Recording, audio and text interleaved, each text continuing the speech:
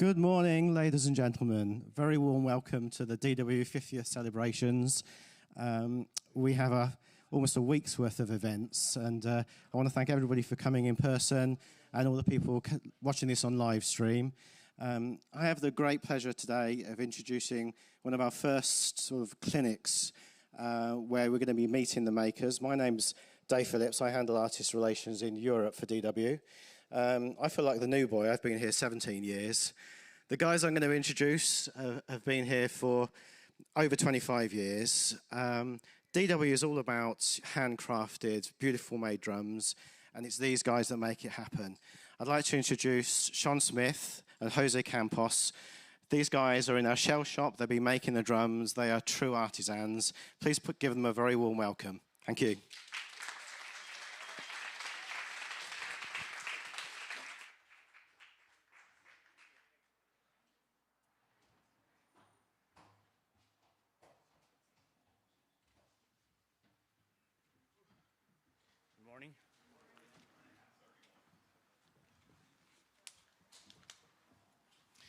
Hey guys, how's it going?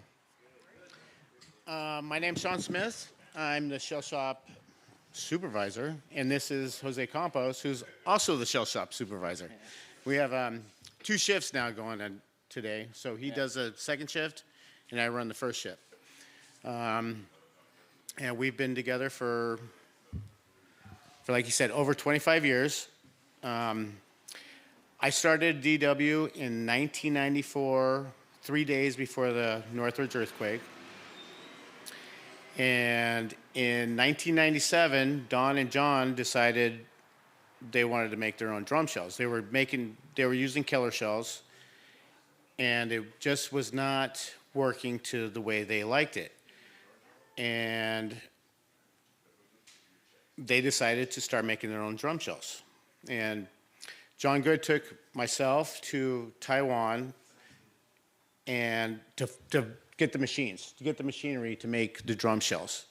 We had no clue on how to make a drum shell. There was nobody out there to teach us, tell us what kind of glue, what kind of configuration, anything like, or plywood. We had no clue. And we struggled for quite a while. It took us over 2 years to figure out how to do it. Until they met me. So I started in '98. I was the first hire for DW for the shell shop. Shon hired me. My hiring process was, do you like getting dirty and do you know math? I was like, yeah, I'm going to school at the time. I'm ready to get dirty. He's like, all right, we got these machines, no instructions. We need to start making shells. So, cool. I don't even know what a shell is, but all right, let's do this.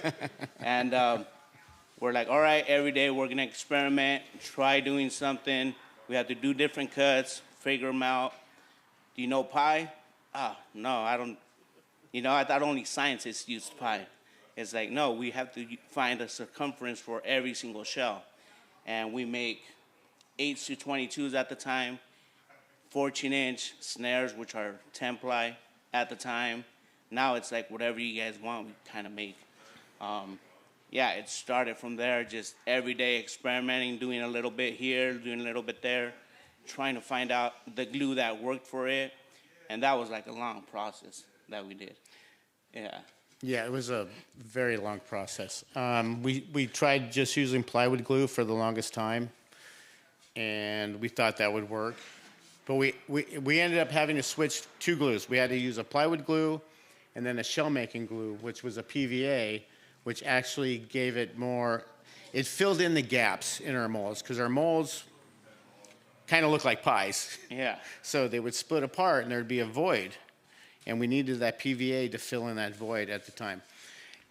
And this was basically what we were trying to make back in 1998. It was just a standard 6-3 shell, 2-ply outer, 3-ply core, single-ply inner with the reinforcing ring. Our first machines we got weren't to spec. We struggled so bad trying to figure out how to make a shell with a machine that didn't work. That was part of the 2-year process when we were trying to figure everything out. Yeah, they had bigger gaps. When we close the inner, it'll open up. It'll leave spaces in between. And we're like, we can't figure it out. We had to turn the shell in between and just different ways of doing it. We had to get something going. We started making hoop barrels and snares. And it's like, oh, these are thicker. They have more glue. All right, let's figure this out. And it was just single ply. And we just started evolving from there. Everything just changed all of a sudden when we got something going. We got these down. It's like, oh, now we can make our own shells. Now let's start thinking of what we could do different. And built-in bottom was born. Let's turn the inside of it, make a different sound on it. And Shon's holding a 25th anniversary. When I started, he was doing these by hand gluing the outers, figuring out the inlay. And now we got the 50th anniversary, which is all different woods, all different cuts that we're making in-house. And inlays in there, badges in there. It's all inside of the wood. And it's a big growth from that to that. Something we're making everything raw in-house to something we're buying and just trying to finish off. Right. So for the 25th anniversary, it was a killer shell. And I had to laminate these. So this is like a finish ply, but it's got the wood veneer, and then we'd have to cut the inlay. And this took us about, I'd say 2 years to finish this project. We went to the NAMM show with like 1.5 kits because it was like just trying to get it done in time for the show. So we had one full kit and then pieces to two other ones. And this is, to me, this is very primitive. So we had to laminate it, we had to do that, and we had no control. And basically, we had no control over the sound. It was whatever the sound was going to be with what we put it on, which, yeah, I don't really like that. And so we started figuring out how to make the shells. We got proficient in making the standard maple type of shells. And then, like he said, we discovered the built-in bottom. The built-in bottom was huge for us because it replicated one less ply in the shell. So ideally, at the time, John Good really liked the 6-ply, 14, 16 bass drum. But our machines weren't capable of doing that because we didn't have the whatever to make it. And so with us turning, what we would do, instead of having a long grain inner, we put a short grain inner on there. And it's still the same plies. It just happened to be that innermost ply was turned. It would drop the sound to one less ply. And so that was just a huge advantage to us at the time. So timbre matching was just changed right then and there. It was totally changed, yeah. Yeah, you went from all the smaller drums being a 6-ply with the long grains, 14s and up, all of them with the vertical on the inside. Same exact plies, but it just sounded way different. It just timbre matched a lot better. And that's something that John always pride on. Make sure everything's timbre matched. Everything that leaves our area has to be timbre matched. So when the customers get them, it's like a fine-tuned piano. And that was his training thought to us. Everything needs to be like a fine-tuned piano. And so we had to make sure we did everything to specs. That's what led us to the X series, which was another one of John's. I got an idea for you guys. What if we do this to the shell? Start cross-graining everything. And it's, oh, how are we going to do that? Oh, you put it together, that wood just goes everywhere. It starts just like an accordion, like corkscrew. Like a spring, yeah. It just springs out. We had to figure out how to lay it flat, how to do it. But that just was a big innovation at the time for us. It was like huge. Now it's still inside our performance series, and we still do a lot of SSC shells. It just sounds so much different, and that was like a big undertaking for me and Shon to figure out. Right. We need to make sure these work. We need to make sure John approves them, and we need to make sure this stuff sticks off. And Shon's song is what made us all made it all work the right way. Yeah. So there's a story behind that. What he didn't say was John Good came in on a Monday morning saying, I had an idea while I was in the shower. And those are never good words coming from John Good. It's happened probably 15 times, and every time it's like, no. And so, yeah, he'll have, oh, what if we did this? Like he was talking about, let's put the grains this way. All right, let's figure out how to do it. And we did, and the very first show we did, it was tremendously lower than any floor tom we'd ever made before. And we were struggling. We were struggling with the consistency. With our very first kit, we were just talking about this. Yeah. I don't know if anybody remembers, but we did a Twisted Rainbow kits back in the day. And one of our first kits, we made the whole kit. It was all going one direction. And then one of the drums got messed up, and so we made it to match the kit, but it went the opposite direction. So instead of going to the left like the rest of all the other plies, this one went to the right. So from that point forward, whenever we made an eggshell, I would... So my thing was to the left. It was an old... Beyonce song. And it was just like, to the left. And so, just a reminder, so we're always going in the same direction. Because it's not always Jose or myself that are making all these pieces. We have help, and so we needed to make a standard. So that was the only way I could think of making sure they went to the left all the time. And now it's like an ongoing thing. Every time we get someone new, we're training someone, where we say, do you know Beyonce? We got a lot of young guys that are like, oh yeah, that's Jay-Z's wife or whatever.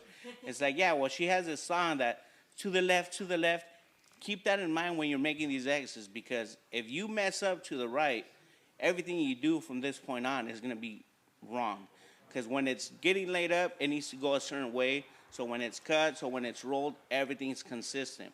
If you don't do that from the beginning, all the way through, it's going to be bad.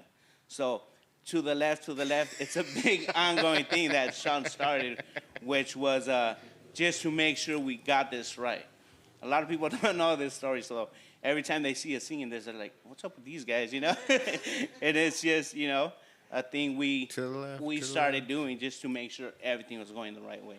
And X is like one of the biggest things we do now. We do the SSCs. Pretty much every performance has a 45 in there. So it's a thing that we all need to always have right, because it's a big thing that we do. And it's pretty much in every performance drum. So we need to make sure everything's always to the left. And if you look inside any of the eggshells, you'll see everything's going to the left. Got it. Right. So, yeah, it started, you know, and these drums we're talking about are all maple drums. This is not even when we're getting into all the different woods we make now. We have so many different woods where we're like, we need to kind of slow it down. We got all these exotics, and then we got all these Purple Hearts, we got these mahoganies, we got the cherries, we got the birch, we got the persimmons, the spruce. It's just people go in there and they're like, how many woods do you carry? And we're like, oh man, like, I don't know, there's just so many. We even have books about how many woods we carry. It's just the demand's so high out there. People want to hear different things all the time, and it's up to me and Shon, and we got Baruch taping everything up, making sure everything's book matched for the outers. A lot of the guys just take so much, and we all have so much pride in making our drums where you don't see all the stuff that goes into like this mappa kit. To make this mappa kit look the way it is, all these little burrows that are in there need to get wood filled in there. And we don't just, I've seen kits out there, and you see a lot of these just black stains. We don't do that stuff. We make sure there's wood inside every single one of those holes. So that's like a big thing. We pride ourselves on making sure what we get out there is something that people are going to enjoy. Look at the wood, look at the craftsmanship, and make sure we know our names behind it. We know DW's names behind it. And I think it's just pride that we have when we see a kid on stage or you guys playing. It's like, I touched that kit, you know? It's like a big thing that Yeah. I think I have pride in, and I'm pretty sure Shon has pride in. And yeah, it's just, you know, something we've been doing, that I've been doing for 25 years, and I've been doing that from the beginning of the shell shop. Yeah. Yeah, I was looking at the board to figure out when. So X was, I can't read it because I can't see, and then the jazz. So jazz series, I guess jazz series was before the X. That was just the beginning of new. I want to say technology, new different kinds of woods we were doing. Yeah. So it started with the jazz series. Then we got the X shell. Then we decided we're going to do a VLX shell. And there's a VLX plus shell. And then, okay, let's try doing some cherry. Let's do some, well, we actually started doing birch before the jazz. Birch was kind of one of our things because that was one of our anniversaries was the, Superior, Lake Superior. Oh, Lake Superior. That was Lake Superior birch Yeah. was one of our, I think it was our 30th or I something think like that that. was one of our first biggest projects when we got that Lake Superior wood, we still didn't know about the way humidity really affected every single ply. That was like one of my biggest challenges as a shell cutter and roller at the time. I'll be cutting pieces, and I'll cut one drum, and it worked, and I was like, oh man, I got it. Then I'll cut 3 more, and I'll be like, oh, this last one didn't work. Oh, my God, like, what's John going to say when he sees the big gap on this thing? It's wood that has been underwater for like 500 years, and it was just like a lot of story behind that wood when they popped it out of Lake Superior. And here I am cutting these things wrong, and I was like, oh, my God. So I had to go back at it, and every single day I was like, what's going on? Like, it's not working. It was working fine the day before. It was working fine earlier. It's not working now. What changed? And it took us a while to find out the humidity changed. It's super dry. I'm cutting them. It's not going in there instantly, and it's just drying up and just making gaps on everything. You would be surprised how much wood shrinks and grows just with humidity. Like you're saying, it wasn't just like, 200, 2000s. It was like 30, 40 thousandths. It was a lot. Especially with that kind of wood, because that kind of good wood was underwater. It was, and then it just wanted to lay flat, and it just wouldn't because of the dryness in the air. I was talking to a couple of people about yesterday. Yesterday we had Santa Ana winds blowing. The shop needs to be humidified. We couldn't open any door, and we had the humidifiers pumping because wood likes to lay flat. Wood likes the humidity, and it's something we learned the hard way, because we didn't have anyone guiding us on how to lay wood flat or actually make drums. And now people come to advise for us, and John tells everybody our secrets, and we do too. We share with everybody. Oh man, make sure your wood's flat. Make sure this happens, and we're not hiding anything. I think we got our stuff going on, and the way we did it on our own. And I think it's good for us to share our experiences and let people know how, if they're doing it, they could, not suffer as much as we did. Yeah. Some of our secrets, people have taken stuff that we've done, and I get offended, and then John Good is always like, "Oh no, that's the greatest form of flattery." And it's like, I don't think it is. They stole our stuff, and so yeah, it's been a complete evolution, and I probably should have kept all my little species next to me.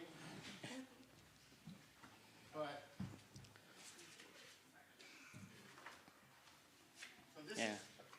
Those are some of the woods we work with, or we're working with currently, and just different types of wood, and wood grains as well. Yeah, and everything, it's weird. Every species has its own idea of how it wants to become a drum shell. You think of birch and cherry, they're hardwood. They're not nearly as hard as maple. whoever invented the maple drum shell, that guy is a freaking genius. That is the best wood to work with. It resonates, it sounds amazing, and it's just consistent. It's easy to work with. And it's one of these, yes. So this is curly maple. So the only reason I brought this was because John, back in the day, before we came up with the VLT, he would talk about how the grain was going this way and how come it always sounded lower when we made these type of drum shells. And I was talking to him yesterday, and I don't think it was the curly that actually did it. Originally, one of the very first vertical outers we did was on the cedar and the knotty pine, and those drums were so low, it was hard to even believe, and we had no idea why that was happening. And then, all right, well, that's getting carried away. Now I'm on the poplar. I don't want to go to poplar yet. You want to hold some of these? All right, well, I'll just start. Okay, so then, well, I'll just go in the direction I'm going. So, poplar is really soft. This is our classic shells, the contemporary classic. It's not one of our best woods. This, actually, when you make poplar into plywood, it's great. But when you're doing like a classic shell, when it's only the 3 plies, you do 1 thin ply of mahogany and then a thick ply of poplar and a thin ply of mahogany. There's no plywood in there, and it just does not want to. It doesn't want to do what we're used to wanting to do. A lot of people constantly ask, "What's the hardest shell you guys make?" For me personally, a classic kit is the hardest shell I can make. It's only 3 plies. It's the thinnest stuff ever when it comes to the mahoganies on the outside, but the poplar in the middle is thicker. The poplar, we need to add more glue to it. It's more porous. We need more glue. So more glue means more glue when you have the mahoganies meeting, which means more bleed through coming out, which means you got a shell that works. You open the machine and it's stuck to the shell and it rips it apart because it's only that single ply. So that's my toughest challenge. And we've been working on this forever. And I think we kind of got it down. We got secrets. Not secrets, but we got special things we put on the inside of the machines just so it don't stick. We need to make sure the machines are super clean. And we take so much time making that one drum when we could make like 5 different drums, just that one classic drum to go in there and come out flawlessly just takes so much more time. And it's just, we got the 3 different plies, super thin plies for the inside and the outside, thick ply for the core. When you're rolling it, that thing just wants to snap in half. That'll be a bad shell. When you put it in, it works. And it sticks to the machine. That's a bad shell. When you're rolling it and it's cut a little too big, just rips that whole thing to shreds, that's a bad shell. So it's a lot of things go into making that classic. But when it comes out, it sounds great. So that's the one thing that people keep ordering it.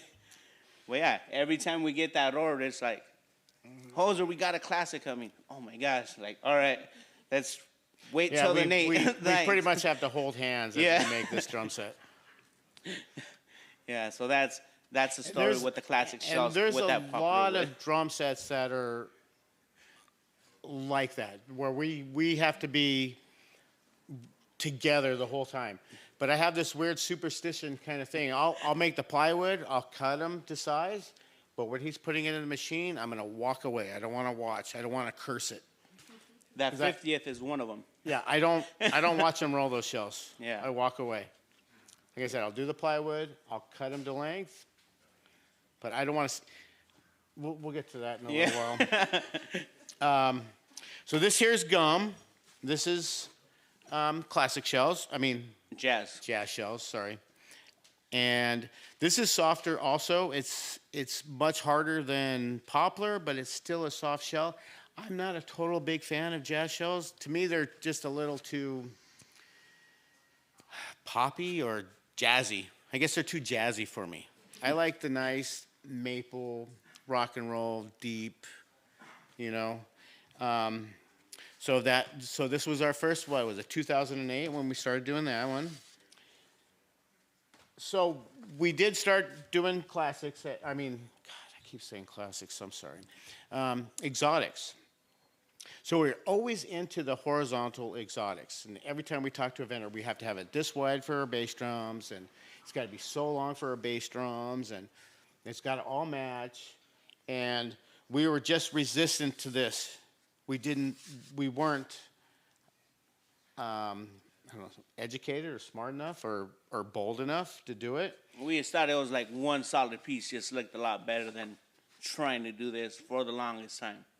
It was like, oh, no, we can't do this. We need to do the solid piece.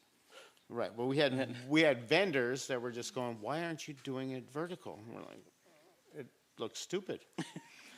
And apparently it doesn't. So some of our greatest, I think, drum sets, the Ivory Ebony, this is Padauk. We call this Candy Stripe Padauk. And we actually do a horizontal Padauk also. Yeah. But the art in the book match, like with the Ivory Ebony, we were looking at one yesterday. It looks like a bat or a cow or a dog. It gets faces on it. So And a lot of the times when we're doing these, we're like, do you see that? Do you see what's in there? It's like an owl looking back at you. Or we always find all these different shapes in there. And we're like, oh, yeah, let's make sure every single one looks like that. And, we try to make sure the whole kit is consistent with the way it looks. So that's like another thing we got going too. It's like a shop thing. Do you see that face? Yeah. Here we go. This is spruce. So this is the core of the 50th anniversary drum set. So on the 50th, we have a 3-ply. We have a 3-ply inner, a 3 of persimmons. It's all persimmons. 3-ply core of spruce, and then 2 of the outermost plies are persimmons, and then the outer of quilted maple with the inlay. And this is a very soft, but it's a tone wood. It's many guitars are made out of this, and it's got its own special niche, and it's I don't even know how to describe it. It's smooth the way it sounds. It's not hard and crisp like the maple, but so this is 1/3 of the 50th. This is cherry. So we were talking about that a second ago. We started making cherry in probably 2010 or something like that. Yeah. And it's a hardwood, but it's so crazy. It's not as hard as maple, but I feel like it's in between a birch and a maple. Right. Right? I think that's a perfect way to describe a cherry. And this wood changes colors over time. It's like we looked at, do you have the maple kit over there? It's probably from early 80s or something like that. It's changed colors. It's yellowed. And with the cherry, it gets browner with age. So it's kind of difficult. Let's say I make you a drum set today, and then you say, hey, can I get an 8x10 or 7x8 next year? It's not going to look the same because it's already aged as you've had it. So that's been one of our color match difficulties. And this is our quarter cut mahogany, mahogany. Mahogany. We love this as a vertical. We love this as mahogany, maple mahogany. So we have an outermost mahogany, innermost mahogany, and then the rest is maple. And I just think they're beautiful. They sound great. They're consistent, and they're also another. It's kind of the prelim to that. It was one of the original 9-ply shells. This and the Purple Heart are like the original 9-ply shells, and it's kind of the evolution. Now that's what we're doing on the 50th. And this is To the left. one of our first twisted. Not one of our first. This is our last twisted one right here. But this is when we started doing the X and the VLX and all that kind of stuff. And I personally really like the twisted on the outside. It just, to me, it's different and it looks cool, especially when you have a matching kit, maybe with a little burst on it. To me, it looks amazing. Yeah. See? Uh-oh, that's to the You can right. see where That's to it the left. varies when you just turn it. So when you're laying these up, you're making 3 plies of this, you're making 2 plies of this. If you don't have this going the right way, that just means the whole kit's going to be mismatched the whole way through. So we always need to catch this when we're at the stage of making the plywood. That's when we sing. That's when we sing the song. That's when I tell them, sing that Beyonce song. You need to make sure this is going the right way. This is a vertical. This is a vertical maple. And this was the beginning. This was the built-in bottom, the VLT. Now, purple cores. The short grain is what brings the sound down on everything. You need it. It's essential in plywood. You have to have cross lamination. You have to have a long grain in the center. But this is really what brings the sound down is this short grain. And that's what we're talking about that, or if the 333 we do, the 9-ply maple VLT, it's got 6 grains of vertical and just 3 long grains in it. And that, to me, that's the best sounding drum set we make. It's a stout drum set. It's stout. It's like, it's pure. It's kind of corny to say that, but it doesn't have reinforcing rings. It's just the wood doing what the wood wants to do with the short grain in there. So that's my personal favorite. Oh, just regular maple. So this is our standard. This is, every day. I'm going to get all 90% of our generic kids. Maple. But this is 75%, 80%, 90% of our shells have this maple outer on all of them. And then that's our birch, which we started about the same time, 2008. Yeah. When we first started doing this birch, we were trying to do this two-tony stuff, right? Birch is kind of all over the place. It's yellow, it's red, and then there's some of this where it's two-tone. Yeah. And we were having the hardest time it was too wild, trying to match it up. So we decided, let's just do all the red birch. It'll be consistent, it'll look good, it'll sound the same, and we won't have that many headaches. Yeah, the earlier birch kits we were doing had batches of white, and it was yellow and brown, and it looked pretty cool, but it's just, there was only we get sheets that are 50 by 99. So out of that 50 by 99, we had to cut kits out of it, and to make them consistent, well, we only had like the middle that was both colors. Everything else was either brown or white, and it was just not consistent at all. So we had to like settle in to something that's gonna match uniformly every single time, which brings it up to this. It'll have a little bit of yellow maybe, or sometimes we'll do an brown kit with little tones of it, just so it's always matching. We don't want people to think we just get them off the rack and just throw them out there. No, we make sure everything is hand-picked, hand-selected, so when it goes out, it always goes out as a complete kit. That's a good point, too, because, we were talking about timber matching, but when we make drum sets together, let's say we're making a natural drum set, we want that same piece of wood on all the exterior. And not only is it matching, but it's also tonality. It's from the same tree. It's the same piece of wood going throughout that drum. So it wants to work as a family. It wants to hang out, and it wants to. And I think that's been helpful too. We don't just pull stuff off the shelf. And so let's say I'm making an exotic drum set. All our stuff is custom. No matter what we do, everything we build is custom, no matter what. And to try to keep from having to timber match every single exotic drum set we do, we try to engineer it to work. So, we'll do the X shell, the VLT, and let's say you have a 13 and then a 14. Oh, and then you throw a 15 in there. Let's say you have a 13, 14, 15, 16 in there. To get those things to spread apart and have some distance in between them is, we have to think about it. Do we want to turn this one? Do we want to make an X on this one? Do we want to make a VLX? Do we want to add an extra ply? Do we want to add one more ply to the reinforcing hoop. Every little thing we can do to change it so you have a consistent drum set is what we want to do. We don't want to just, here's a 12, 13, 15, 14, 15. Yeah. Well, it's like when we get the challenges, like when Terry Bozzio wanted a kit, and he runs 8 10s and 5 8s. We have to make sure every single one of those drums sounds different.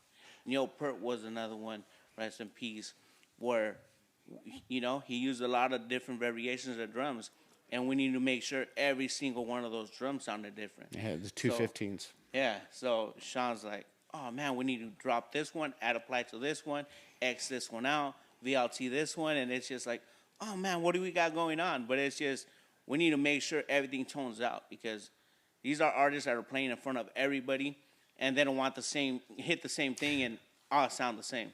We need to make sure everything's made differently, deeper, different sounds, different plies, different grain configurations, just to make sure the whole kit lines up like a piano. So that's like another thing we have to establish on how many plies, what ply configuration, and making sure it all looks good and it's all going to tone out at the end of the day.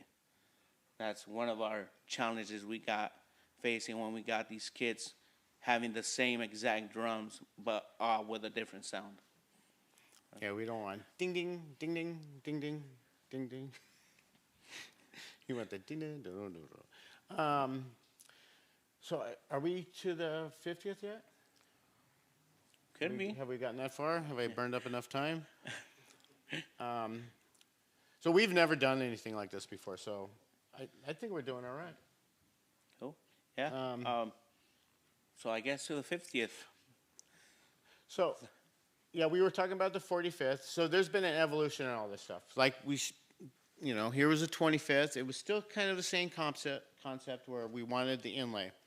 And then we did the 45th, which incorporated an inlay. And then we did the icons. Oh, and then we had all the icons, yeah. Yeah. The Queen, the Rush, the Pink Floyd, the Fleetwood Mac, Earth, Wind and Fire, the Dave Grohl. That was all inlaid material. And for a while now, John and I have talked about, it was like, if we're doing an inlay, how cool would it look if the name badges were inlaid with wood? And so that's what we've got now. So we have a persimmons, spruce, and persimmon shell. And I think they sound amazing. I think the 9-ply has really come a long way. And I'm excited the way they sound, the way they look. We just heard the kit, I'd say 3 or 4 weeks ago. And that kick drum was just, I don't know, I have this this thing with kick drums where I just want them to, almost hurt you when they're hit. And that does it. Oh, yeah. It's, and then the toms all sound good. So I'm not a drummer, so anything I'm saying, it's like I said, it's like ding, ding, do-do, do-do, do-do, boom, boom. That's as far as I get. I have no rhythm. I don't know how to play any drums. I know how to make them sound all right. But that's it. We know how to build them. But ask me to tune it or to carry a tune, it's not going to go very far. Yeah, I can hold the, and that's as far as I get. Yeah, but I'll build a drum set. You name it. You tell me the plies, tell me the ply configurations, and I'll try to make it for you guys. With these 50th anniversaries, they actually test drove it in the front of the shop the other day, and it sounded amazing. Everybody just stopped what they were doing. They're like, wow, that's that drum kit. It's not even mic'd up or anything, and they're just wailing on it, and it was pretty badass. I don't know if I can say that. But, yeah, with all the challenges with everything that's inlaid, it's a big challenge. Like I said, Shon cuts everything, and he walks away. He's like, you deal with it now. And it's my job to make sure every single one of those lines is lined up. Oh, wait. I didn't my thing is, John Good comes up with the idea, we're going to inlay this, we're going to do this, and you need to make sure it's straight. And my job is to make sure they're straight every single time.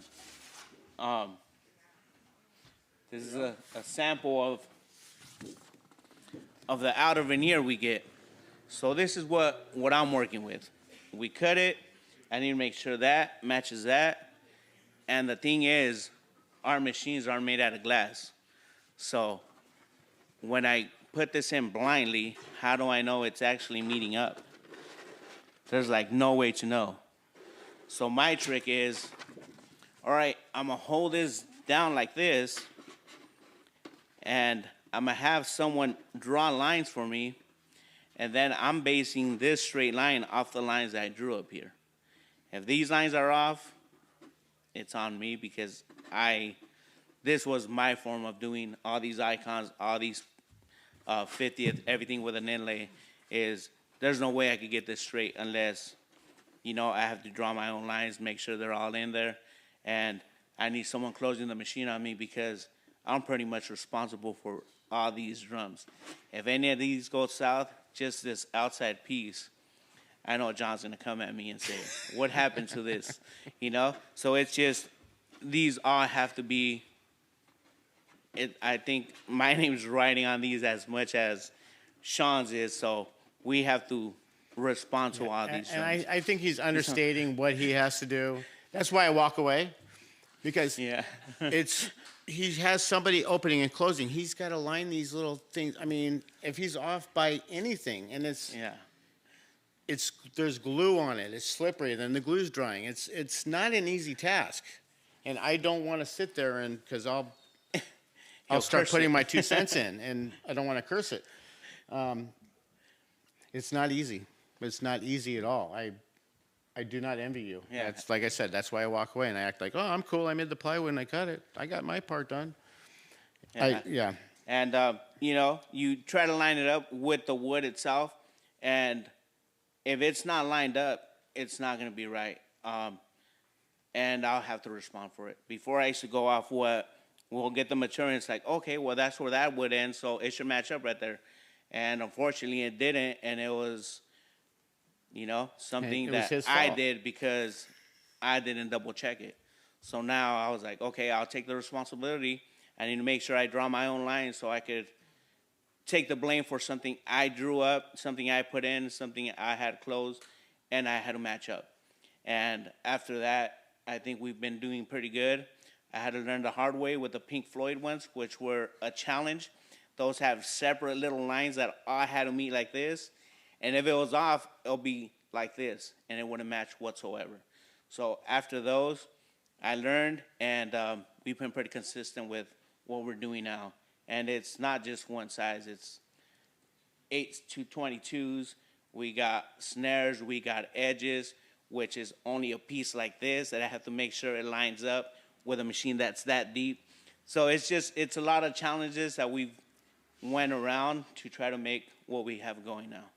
And a lot of hard work, dedication, craftsmanship, just eye for everything we do, and just to make sure everything goes out there the way it's supposed to be. Yeah, John has a vision. We have to make that come through. Right. Yeah. I was in the shower and I had an idea. Oh, yeah. Great. It's like, I don't know, you didn't bring any purple wood, right? You don't have purple art. Yeah, so. You're going to make me get up, Hoser? We started doing the purple wood, or the Purple Heart, and this wood just changes being exposed to the elements. Yeah. We'll have this in a palette, and it comes out, and it looks like this. It looks a little brown. It looks, we will do the kit, and then they're like, oh, we need an add-on. Well, this kit's already, like he said, it changes color. Yeah. But this one just gets deeper purple. So we started seeing, oh, man, it's a totally different color, but it's from the same piece. So what we do with these now is they take them out, lay them flat around the shop or on top of pallets just so it gets this deep purple tone. We pre-age them. Yeah, we pre-age them, and it's just with a couple of days we got a purple kit that's ready to go. Then we have to start working with every single piece at the same time, so it's all changing color all at the same time. And a lot of people like the way these sound. These are great, especially when it comes to the 23-inch shell. I think when we did the 23, they got the purples, and they were like, man, that's like the greatest bass drum I've ever heard. And the purple just has a different, unique sound. And when you get the natural ones, you see that purple color. A lot of people are surprised. They think we dye this stuff. They think it's just like a natural wood. And it's one of my deepest conversations when I'm rolling a shell. They're like, well, how long does it take to dye this? And it's like, no, this is actually how it comes. They're like, well, I've never seen it like that. Yeah. I tell them, a lot of the times the purple we get is a little browner. We expose it, leave it to the sunlight, and then it just gets deeper. You would be surprised if I've had a snare sitting around for like over a year, and that thing is bright purple. So I think we're going to finish up-ish. Are there any questions? Wow, I'm scared. What kind of wood is that? Purple? It's Purple Heart. It's Purple Heart, yeah. And it's called Purple Heart. It's from South America. Yeah. Nobody really makes drums out of it. It's mostly used for like marquetry and stuff like that, for little like boxes and stuff. So there's not a whole. And like Shon said, not a lot of people make drums out of this. There's a lot of woods that we've gotten that almonds. We did the almonds. No one's ever made an almond kit. And it's just stuff that we have to. John has the idea, and we just have to come up with ways of doing this almond kit, these Purple Heart kits and stuff like that. So yeah, we get a lot of unique pieces. Yes, we do oak. Yes. Red oak. We do red oak. And it's been kind of big as of late. Yeah. We usually do it in a natural finish because, I mean, it looks good altogether. It's not one of my favorites,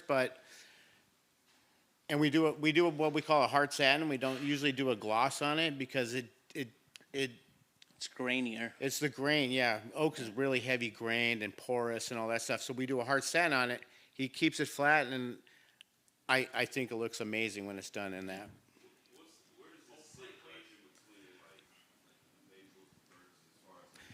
I guess hardness or softness. It's a hard wood. It's a hard wood, but it's because it's so porous. To me, it's soft, because so maple, birch, cherry, they got a really tight grain, and like he was saying, maple, it's very consistent. The oak. Yes, it's a strong wood. It's a hardwood, but that grain is ash is similar to it too. So it's really porous and open. And the problem is it wants to break. It wants to crack all the time. Whereas maple, it doesn't want to do that, or Purple Heart even. But oak really it's crazy because it sounds like it's such a hard wood, but to me it's not. Yeah. So it's like, I'll call it a hard softwood. How's that? Yeah, but when it comes to rolling the shell, it is a lot harder. It's stiffer. I learned with the oak that I have to raise up more glue on it just because it has so much pores where it just sucks the glue up. So I lay more glue on that when I roll it just to make sure it's a consistent, tight bond on all the oaks. And I like the way those oaks look because they got the deeper grains on them. Yeah. It's a lot more open, a lot more spidery around. So that's a good wood to go with. It is a little tougher on us because it is a little thicker, and he says it's soft. He looks at the plywood part of it. When it's laid up into 2 plies or 3 plies, it's a lot thicker. So yeah, it's like in between both. Hey, how's it going? Alex Williamson here. First of all, thank you guys. You guys are incredible. All of your years of work, we love everything you've done. Last time I was at the shop, I had a chance to hit with a mallet a smaller drum, and I believe the wood went like vertical and then horizontal and then vertical, and it had such a low end, almost like bass drum sound to it, and I believe it was like a 12 or 14. I don't know how much I'm allowed to talk about this thing or not. Was that the one in the showroom? Yeah, and you hit it with a mallet and it sounded like a bass drum. I was just curious that was like the original purple core we were trying to do, but I think we actually in that one, which we can't pursue, we're not going to pursue, I think there's actually carbon fiber on the inside of that. Oh, is that what it was? But we didn't make the shell. We pretty much, no, we did cook it. Yeah, we did. We did a couple of them. Because the cylinder was already round, so we had to just make up an outer and an inner. Kind of had to force that inner in there, but it was all vertical. So all of our plies were all vertical, and then it had that one little bit of carbon fiber in That there. layer. Yeah. So, you know, it was low as Yeah, it almost low had could like go. a gong drum effect, but just not nearly as big. And I was just curious if maybe like in the future you guys think But about what, might. well, putting what we're something doing like now that is a out. purple core, which is we base the purple core off of the carbon fiber. Yeah. So the purple core is the only long grain in the purple core shell is the long grain of the purple. So what that is it's either a cherry or a maple, and what it is short grain, short grain, short grain on the outer, and then the normal side, normal core, long, short, long, or short, long, short on the core, and then another 3 plies of short grain. I mean, they're not exactly short grain. I gotta just turn it just a little tiny bit because It's like not a 45, but it's not short either. It's like in it's between just both. it's just a little bit, because if you do it directly as a short grain or a long grain, anything you do when you make plywood, it's just gonna tear along the grain. So we just gotta give it a little kiss. But I mean, it's still a short grain. It's just, and so the only long grain in that is the Purple Heart long grain shell. Those shells are extremely low, and you could pretty much, you can tune them up, you can tune them down, you can do pretty much whatever you want with them. Yeah, and that kind of replaced what you're talking about Yeah. right now with the carbon fiber.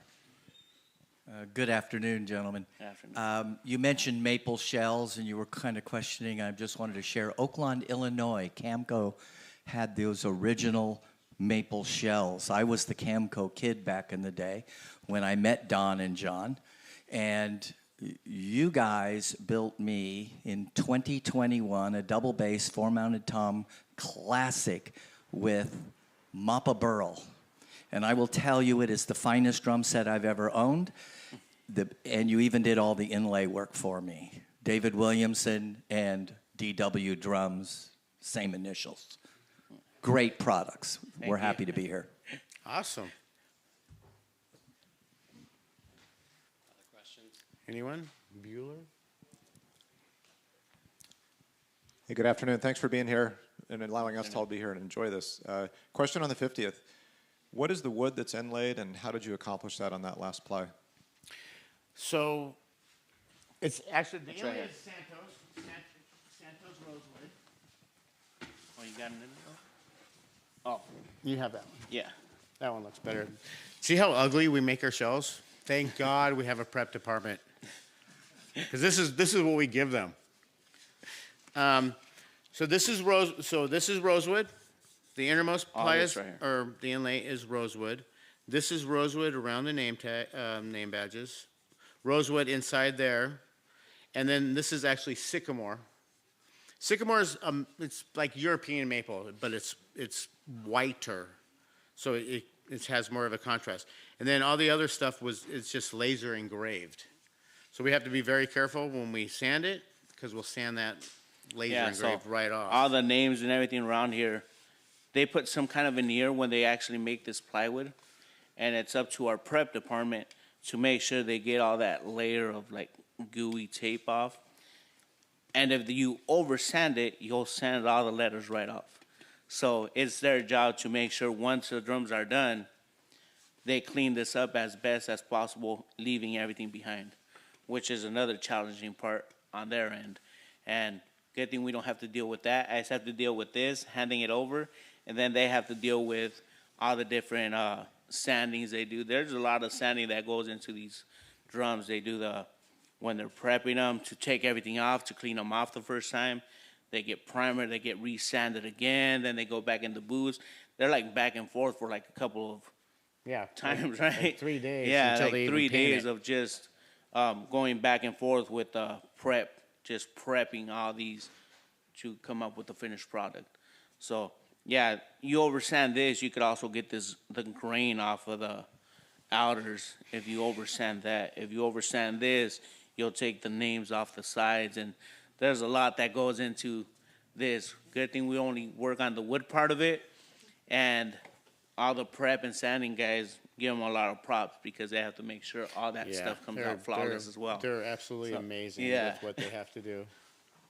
Yeah, because if they do one little sanding thing wrong, the shell's gone too, and then they have to. Then we're not going to be happy Yeah. You know, so yeah, I do not envy them at all. Yeah, they can't just come back and say, "Oh, I need another one." No, there is no other one. That kit goes together. It's like, no, you have to make sure you got the best guy doing this at that time because it needs to all work. Yeah, we actually have our best prepper is out. He just had a child, so he's out for like a month. And Yeah. So everybody. I'm not sleeping very well. Yeah. Yeah, it's like when we're missing at the shop, oh, this guy didn't come in. Oh, this guy didn't come in. We always need that guy to do, help us all out. We all work as a team. It's Shon doesn't take everything. I don't take everything. We all have to work together to make sure everything works. But, you got these guys that when he's out, we know something's going to happen. When he's out, we know something's going to happen. We always have the go-to guys. And because we're the older generation now, we're getting a lot of newer guys, and we're trying to teach them all the tricks we all know. But at the same time, we want this to go out, give it to that guy. It's just we have to, with certain drums, we have to make sure they're in the right hands at all times. Yeah. Yeah. So. Shon, Jose, are you guys hiring? All the time. All the time. We got 2 crews now. Shell Shop, it grew up. It was just me and Shon working, trying to make things happen. Now we have 2 full crews going. He runs the day shift. I come in, do the night shift, leave stuff for them to finish in the morning, and it's just ongoing. So, yeah, we are hiring. And our wood department consists of, we got clippers. We got people actually taping pieces together. We got the people making the plywood. We got the cutters. We got the shell rollers. And then we got the shell cutters, shell sanders. That's just our shell shop department. So there's a lot of people that go into just making that one drum. It's like I said, we don't get wood pre-made. We have presses for everything. Wood comes in big pallets. We got Baruch, our guy that moves the pallets around, gets the exotics out. He's the one that book matches everything.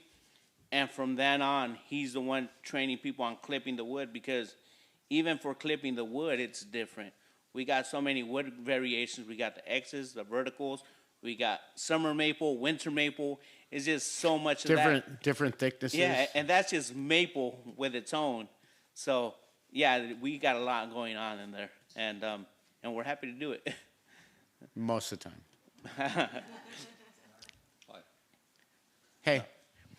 I'm curious if you need to get the woods from certain environments. Like, is there a different kind of characteristics with humidity or temperature and stuff like that? With different woods, you mean?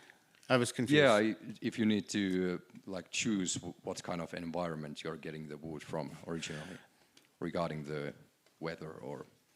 Well, I think that's part of the summer maple and winter maple we get, right? Like that. Right.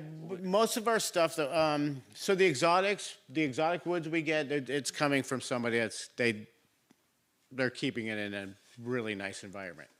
And then our standard stuff, all our birch, our maple, cherry, oak, gum, spruce, it all comes from, we have one vendor. And if anything happens to this one vendor, I don't know what we're going to do. But it all comes from upper peninsula of Michigan. And he's been our guy for over almost 20 years. And so it comes from him, straight from the mill. So they cut it. First they have to soak the logs, then they have to cut it. Then they cut it. They got to dry it. They pallet it up, and then it comes to us. And I mean, it's fresh. It's like within 2 or 3 weeks old by the time we get it. So usually the environment, the worst environment is our environment. We're in Southern California. There's no humidity. We get the Santa Ana winds. Wintertime is going to be freezing, but it's going to be no humidity. So that's really the bad environment is us, really. Everything else is, the tree is a tree. Okay. Yeah. That's basically what I wanted to ask. Oh. Yeah.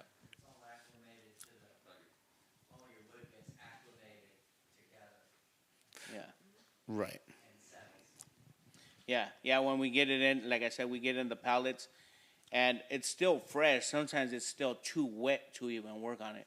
We've gotten batches before where it was just extremely wet where we couldn't even work on it. We had to put That was the naughty and the yeah. cedar back We in had the to day. get the like a wood reader or a water reader just to make sure it was at the right level for us to start working on it. After that, we'll clip it down and we'll still let it kind of air out so we can start working on it. Yeah, even on that note, even to make plywood, if it's too wet, it's not going to bond. If it's too dry, it might dry up and it might dry up the glue too quickly. So it's a fine line between humidity, wetness, dryness, viscosity of the glue. It's all. I used to tell everybody, because we need to mist some of the wood down before we put it in plywood. So I tell them, water's not your friend. He's just your coworker. So Yeah, you can't have it too wet and you can't have it too dry. It just needs to be like right on.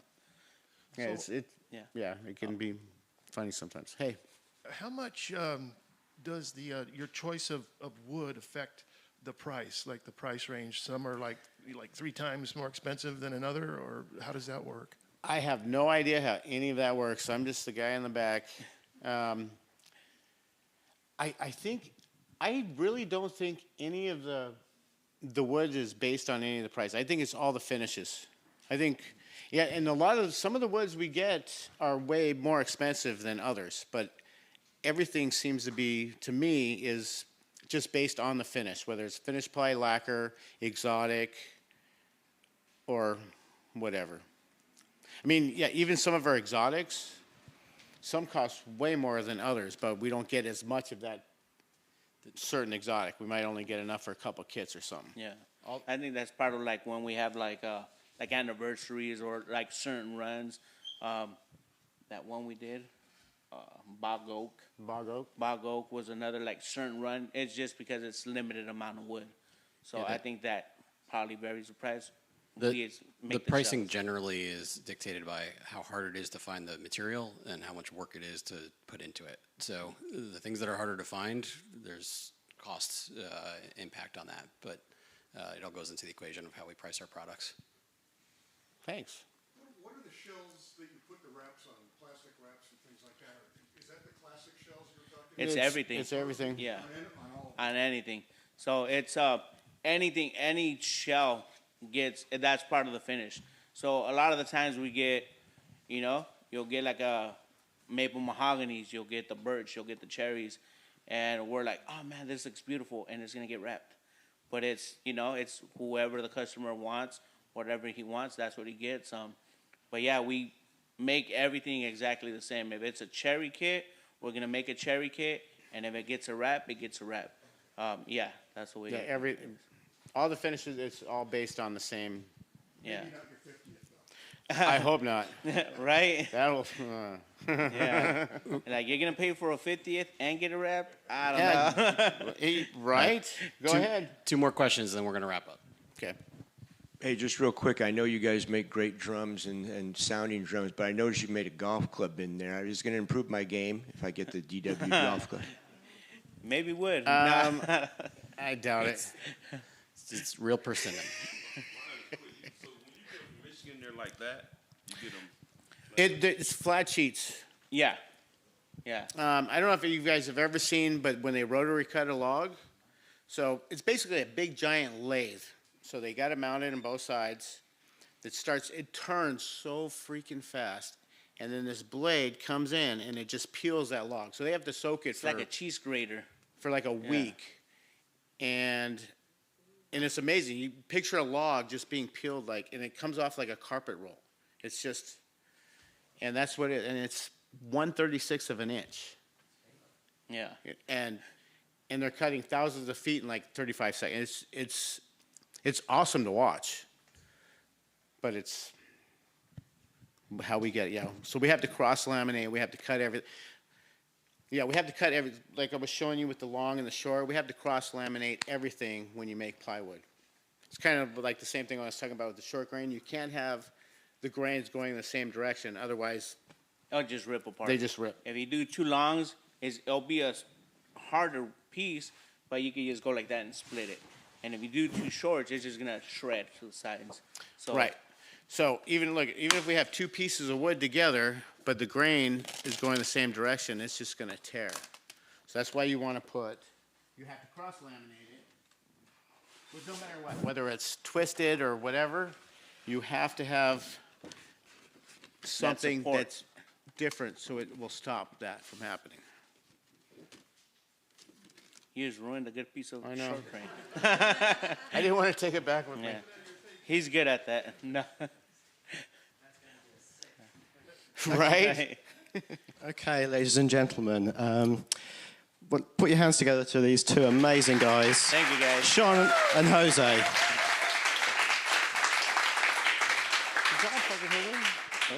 Just a fascinating insight into how we make the shells. But tomorrow we have Louis Garcia, who does a finish legend in his own right. And of course, we're a custom drum company. So once you've chosen the shells, you've got a whole range of finishes and hardware. Almost anything goes. And the whole thing just makes, us celebrating the 50th anniversary just something very, very special. And if you are interested in joining these guys and working for them, we do have vacancies in the shell shop as well. Make plywood? But thanks again, everybody, and see you soon. Thank you. Cool. Thank you, guys. You leave it here? For right this second. I'm gonna some of the grain.